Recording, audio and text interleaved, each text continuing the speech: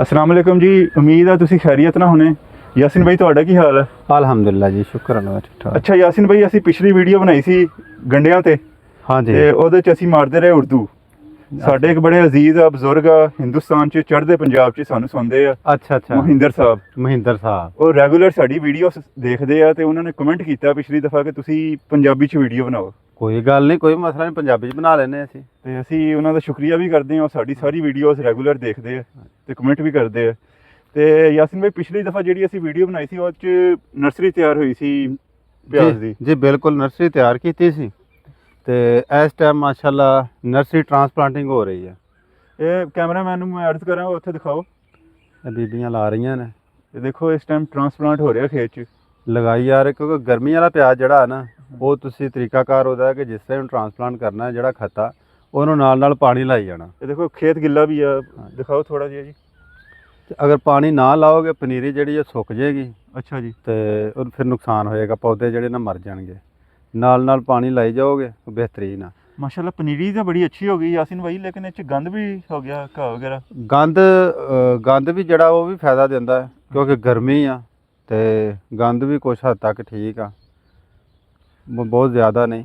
ਤੇ ਯਾਸਿਨ ਭਾਈ, ਇਹ ਪਨੀਰੀ ਲਾਉਣ ਦਾ ਕੀ ਤਰੀਕਾ? ਇਹਦਾ ਤਰੀਕਾ ਪਹਿਲੇ ਹੀ ਵੀਡੀਓ ਤੇ ਅਸੀਂ ਸਾਰਾ ਦੱਸ ਚੁੱਕੇ ਆ ਕਿ ਇਹ ਇਹਦੀਆਂ ਵੱਟਾਂ ਪਾ ਲੈਣੀਆਂ ਨੇ, ਜਿਹਨੂੰ ਬੈੱਡ ਕਹਿੰਦੇ ਨੇ। ਅੱਛਾ ਜੀ। ਤਕਰੀਬਨ ਇੱਧਰ ਆ ਜਾਓ, ਇੱਥੋਂ ਪੌਣੇ 2 ਫੁੱਟ ਦੀ ਖੇਲ ਹੁੰਦੀ ਹੈ। ਇਹ ਜਿਹੜੀ ਪਾਈ ਹੈ ਪੌਣੇ 2 ਫੁੱਟ ਦੀ ਹੈ। ਕਿਹੜੀ? ਉਹ ਤਾਂ ਜੀ ਟ੍ਰਾਂਸਪਲਾਂਟ ਕੀਤਾ, ਤੁਸੀਂ ਪਨੀਰ ਦਾ ਪੁੱਛ ਰਹੇ ਜੇ। ਨਹੀਂ, ਇਹ ਜਿਹੜੀ ਖੇਲਾਂ ਪਾਈਆਂ ਹਾਂਜੀ, ਇਹਨਾਂ 'ਚ ਕਿੰਨਾ ਫਾਸਲਾ? ਇਹ ਫਾਸਲਾ ਜੀ ਆਮ ਜਿਸ ਤਰ੍ਹਾਂ ਤੁਸੀਂ ਕਹਿ ਲਓ ਕਿ ਮੱਕੀ ਲੱਗਦੀ ਆ, ਹਾਂਜੀ, ਜਾਂ ਅਸੀਂ ਗੰਨਾ ਲਾਉਂਦੇ ਆ, ਕਮਾਦ ਲਾਉਂਦੇ ਆ, ਯਾਨੀ ਕਿ ਕੋਈ ਵੀ ਫਸਲਾਂ ਅਸੀਂ ਜਿਹੜੀਆਂ ਓੜਿਆਂ ਤੇ ਲਾਉਂਦੇ ਆ, ਤੇ ਉਹ ਆਮ ਜਿਹੇ ਓੜੇ ਹੁੰਦੇ ਨੇ ਜਿਹੜੇ ਕੱਢਦੇ, ਤਕਰੀਬਨ 90 ਓੜੇ ਨਿਕਲਦੇ ਨੇ। ਅੱਛਾ। ਘੱਟ ਕੱਢ ਲਵੋ ਉਹ ਕਿਸੇ ਦੇ ਵਿੱਚ 85 ਨਿਕਲਣਗੇ, 82 ਨਿਕਲਣਗੇ, ਜ਼ਿਆਦਾ ਤੋਂ ਜ਼ਿਆਦਾ 90 ਓੜੇ ਹੁੰਦੇ ਨੇ ਇੱਕ ਕਿੱਲੇ ਦੇ ਵਿੱਚ। 90 ਓੜੇ ਹੁੰਦੇ। ਤੇ ਇਹ ਕਿੱਲਾ ਵੀ ਮਾਸ਼ਾਅੱਲਾ 9-18 ਦਾ ਕਿੱਲਾ ਹੈ। ਅੱਛਾ। ਤੇ ਉਹਦੇ ਵਿੱਚ 90 ਨਿਕਲਦੇ ਨੇ। ਹੂੰ। ਹਾਂਜੀ। ਤੇ ਇਹ ਜਿਹੜਾ ਲਾਇਆ ਤੁਸੀਂ, ਇਹ ਕਿੰਨੇ ਫਾਸਲੇ 'ਚ ਲਾਇਆ? ਇਹ ਜੀ 4-4 ਇੰਚ ਦੇ ਫਾਸਲੇ ਤੇ ਲੱਗੀਆਂ ਨੇ, 2-2 ਲੈਣਾ। ਅੱਛਾ। ਇੱਕ ਓੜੇ ਦੇ ਉੱਤੇ 2 ਲੈਣਾ ਲੱਗੀਆਂ ਦੋਨਾਂ ਸਾਈਡਾਂ ਤੇ। ਤੇ 4 ਇੰਚ ਤੇ ਗੰਡਾ ਇੰਨਾ ਸਾਈਜ਼? ਜੀ ਮਾਸ਼ਾਅੱਲਾ, ਕਿਉਂਕਿ ਉਹਨੂੰ ਹਵਾ ਵੀ ਚਾਹੀਦੀ ਆ, ਫਿਰ ਗੋਡੀ ਛੋਡੀ ਵੀ ਚਾਹੀਦੀ ਆ ਉਹਨੂੰ। ਅੱਛਾ। ਉਹਦੇ ਉਹਦੇ ਵਿੱਚੋਂ ਕੋਈ ਚੀਜ਼ ਗੁਜ਼ਾਰਨੀ, ਜਿਹੜੀ ਰੰਬਾ ਕਹਿ ਲਓ ਜਾਂ ਕੋਈ ਵੀ ਚੀਜ਼, ਉਹ ਇੰਨੀ ਸਪੇਸ ਹੋਣੀ ਚਾਹੀਦੀ। ਅੱਛਾ, ਅੱਜ ਜੀ ਤੁਸੀਂ ਪਾਣੀ ਲਾ ਦਿੱਤਾ, ਹੁਣ ਅਗਲਾ ਪਾਣੀ ਕਦੋਂ ਲਾਣਾ? ਅਗਲਾ ਪਾਣੀ ਜਿਸ ਤਰ੍ਹਾਂ ਹੀ 72 ਆਏਗਾ, ਅੱਛਾ, ਜ਼ਮੀਨ ਖੁਸ਼ਕ ਹੋ ਜਾਏਗੀ ਤੇ ਫਿਰ ਦੂਸਰਾ ਪਾਣੀ ਲੱਗ ਜਾਏਗਾ। 2 ਦਿਨਾਂ ਨੂੰ ਲੱਗ ਜਾਏ, 3 ਦਿਨਾਂ ਨੂੰ, 4 ਦਿਨਾਂ ਨੂੰ। ਗਰਮੀ ਦਾ ਮੌਸਮ ਹੈ, ਤੀਸਰੇ ਦਿਨ ਲਾਣਾ ਪੈਣਾ। ਮਤਲਬ ਇਹਨੂੰ ਸੁੱਕਣ ਨਹੀਂ ਦੇਣਾ? ਹਾਂਜੀ ਬਿਲਕੁਲ। ਠੀਕ ਆ। ਤੇ ਖੇਤ ਦੀ ਤਿਆਰੀ ਵਾਸਤੇ ਕੀ ਕੀਤਾ ਤੁਸੀਂ?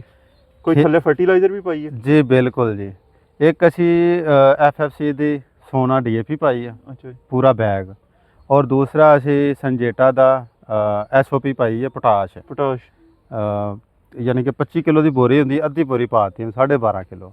ਯਾਨੀ ਕਿ ਖੇਤ ਦੀ ਜਿਹੜੀ ਗਜ਼ਾਈਅਤ ਹੈ ਉਹ ਪੂਰੀ ਕਰਨ ਵਾਸਤੇ। ਔਰ ਇੱਕ ਹੋਰ ਚੀਜ਼ ਅਸੀਂ ਪਾਈ ਆ, ਉਹ ਵੀ ਨਵਾਂ ਸਵੇਰਾ ਸੰਜੇਟਾ ਕੰਪਨੀ ਦੀ ਆ, ਇਨਰਿਚ। ਅੱਛਾ। ਉਹਦਾ ਕਮਾਲ ਇਹ ਹੈ ਕਿ ਜੀ ਇੱਕ ਤੇ ਉਹ 72 ਬਰਕਰਾਰ ਰੱਖਦਾ ਹੈ। ਅੱਛਾ। ਔਰ ਦੂਸਰਾ ਉਹਦੇ ਵਿੱਚ ਪੋਟਾਸ਼ ਵੀ ਆ, ਇੱਕ ਦੋ ਹੋਰ ਉਹਦੇ ਵਿੱਚ ਚੀਜ਼ਾਂ ਨੇ। ਔਰ ਤੀਸਰਾ ਉਹਦਾ ਇਹ ਕੰਮ ਆ ਕਿ ਜਿਹੜੀ ਖੁਰਾਕ ਤੁਹਾਡੀ ਪਈ ਆ ਨਾ, ਜੀ, ਉਹ ਪੌਦੇ ਤੱਕ ਉਹ ਪਹੁੰਚਾਉਂਦਾ ਹੈ। ਅੱਛਾ, ਜਿਹੜਾ ਪਿਆਜ਼ ਹੈ ਇਹਨੂੰ ਪੋਟਾਸ਼ ਦੀ ਜ਼ਿਆਦਾ ਜ਼ਰੂਰਤ ਹੈ ਜੀ ਪੂਰੀ। ਇਹਨੂੰ ਨਾਈਟ੍ਰੋਜਨ ਵੀ ਚਾਹੀਦੀ ਆ, ਪੋਟਾਸ਼ ਵੀ ਚਾਹੀਦੀ ਆ, ਇਹਨੂੰ DAP ਵੀ ਚਾਹੀਦੀ ਆ, ਲੇਕਿਨ ਫਸਲ ਨੂੰ ਵੇਖ ਕੇ। ਅੱਛਾ। ਤੇ ਅੱਜ ਦੇਖੋ ਜੀ, ਇਹ ਮੁੰਤਕਿਲ ਹੋ ਰਹੀ ਹੈ ਮਾਸ਼ਾਅੱਲਾ। ਕਿੱਲਾ ਤਾਂ ਕੱਢ ਗਏ। ਹਾਂਜੀ। ਤੇ ਅਗਲਾ ਕਿੱਲਾ ਵੀ ਇਨਸ਼ਾਅੱਲਾ ਕਰਨਾ ਕੱਲ? ਇਨਸ਼ਾਅੱਲਾ ਜੀ, ਕੱਲ ਪਰਸੋਂ ਦੂਸਰਾ ਕਿੱਲਾ ਹੋਏਗਾ। ਗਰਮੀ ਬਹੁਤ ਆ, ਲੇਬਰ ਵਿਚਾਰੀ ਜਿਹੜੀ ਉਹ ਥੱਕ ਗਈ ਆ, ਉਹਨਾਂ ਘਰ ਰੈਸਟ ਕਰਨੀ ਹੈ। ਤੇ ਪਰਸੋਂ ਇਨਸ਼ਾਅੱਲਾ ਜੀ ਅਗਲਾ ਕਿੱਲਾ ਜਿਹੜਾ। ਠੀਕ ਹੈ। ਅੱਛਾ ਯਾਸਿਨ ਭਾਈ, ਇਨਸ਼ਾਅੱਲਾ ਹੁਣ ਅਗਲੀ ਵੀਡੀਓ ਸ਼ੇਅਰ ਕਰਾਂਗੇ। ਜੀ ਇਨਸ਼ਾਅੱਲਾ, ਬਿਲकुल ਜੀ।